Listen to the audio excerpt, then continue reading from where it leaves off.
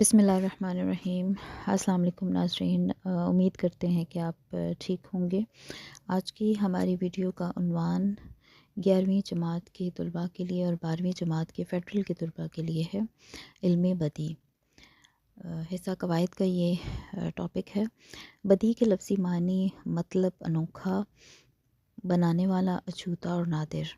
علم بدیع سے مراد وہ علم ہے جس کے تحت کلام کو لفظی اور معنوی خوبیوں سے مزین کیا جاتا ہے، یعنی الفاظ یا معنی میں ایسے نکات بیان کیے جاتے ہیں کہ کلام زیادہ پرکشش، حسن و جمال سے مزین اور خوبصورت نظر آنے لگتا ہے۔ اس مقصد کے لیے اپنائے گئے طریقوں کو صنعتیں یا صنائع کہا جاتا ہے۔ علم بدیع کا انحصار دو امور پر ہوتا ہے: صنائع لفظی، صنائع معنوی۔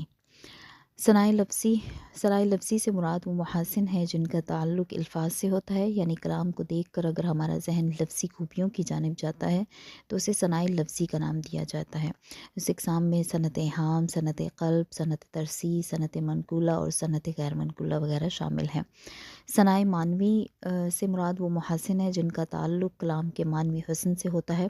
اس صنعت میں صنائع لفظی کے برعکس معنوی حسن کو اہمیت دی جاتی ہے۔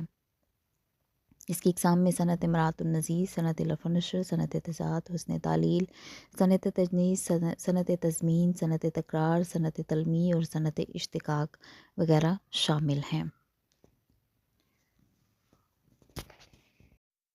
تو ناظرین، سب سے پہلے ہم صنعت ایہام کا ذکر کریں گے۔ ایہام کا لفظی مطلب جو ہے وہ وہم میں ڈالنا ہے۔ صنعت ایہام کا دوسرا نام توریہ بھی ہے۔ اس سے مراد کلام میں کوئی ایسا لفظ لایا جائے جس سے سننے والا تھوڑی دیر کے لیے وہم میں پڑ جائے۔ ایسے لفظ کے عموماً دو معنی ہوتے ہیں: ایک معنی قریب، دوسرے معنی بعید۔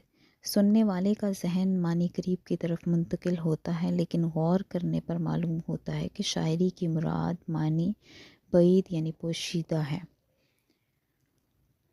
اس کی شعری مثال دیکھ لیجئے: شب جو مسجد میں جا پھنسے مومن، رات کاٹی خدا خدا کر کے۔ یعنی اس شعر میں اگر قریبی معنی یہ ہے کہ ساری رات جو ہے وہ خدا کا نام لیتے ہوئے گزاری۔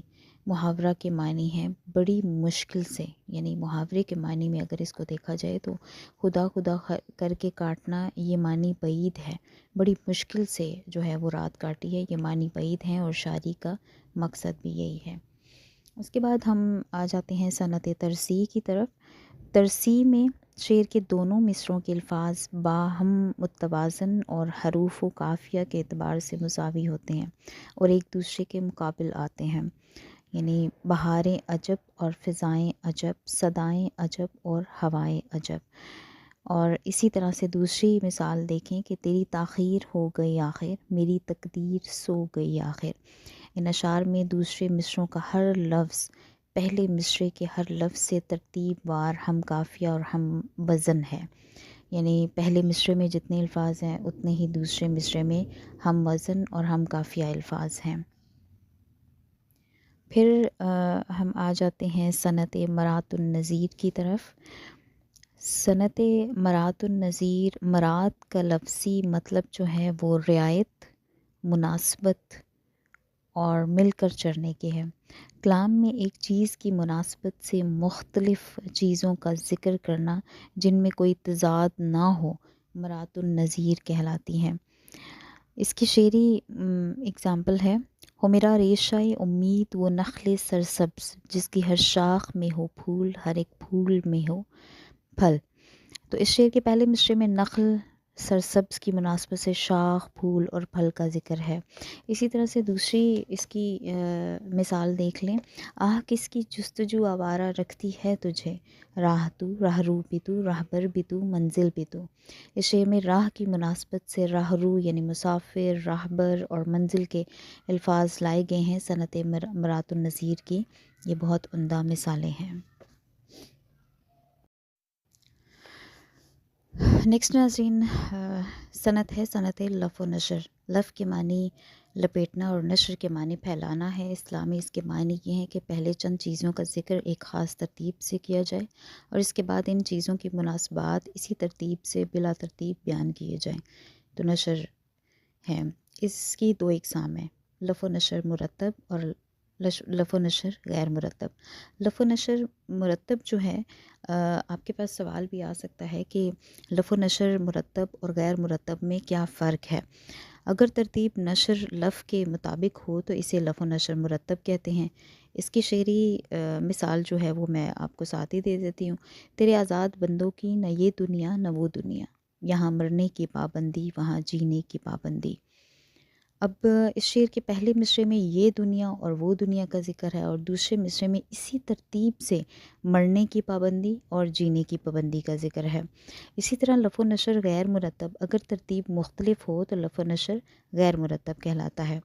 इसकी शेरी मिसाल भी देख लीजिए। एक सब आग एक सब पानी, दीदा व दिल आज़ाब है दोनों। शेर के पहले मिसरे के अल्फाज आग और पानी की मुनासबत से दूसरे मिसरे में दीदा व दिल के अल्फाज सामने लाए गए हैं, लेकिन इनकी तरतीब उलट कर दी गई है।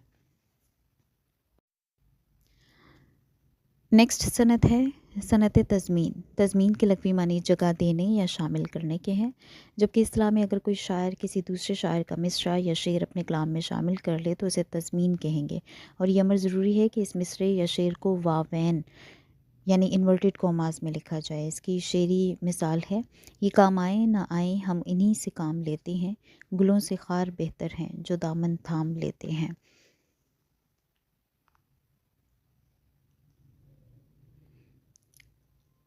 मैं क्या कहूँ कि कौन हूँ सौदा बकौल दर्द, जो कुछ कहूँ सो हूँ गर्ज़ आफ़त रसीदा हूँ। तो दूसरा मिसरा इमाम बख्श नासिक का है, जो गालिब ने मीर तकी मीर के कलाम की तहसीन के लिए बतौर तज़मीन इस्तेमाल किया है।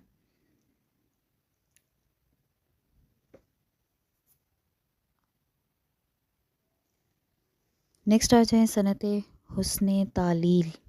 तालील के लग़वी मायने इल्लत या वजह पेश करने के हैं, किसी वाक़े की ऐसी इल्लत यानी वजह बयान करना जो हकीकत में तो ना हो लेकिन दिल को भली मालूम होती हो, हुस्न तालील कहलाती है।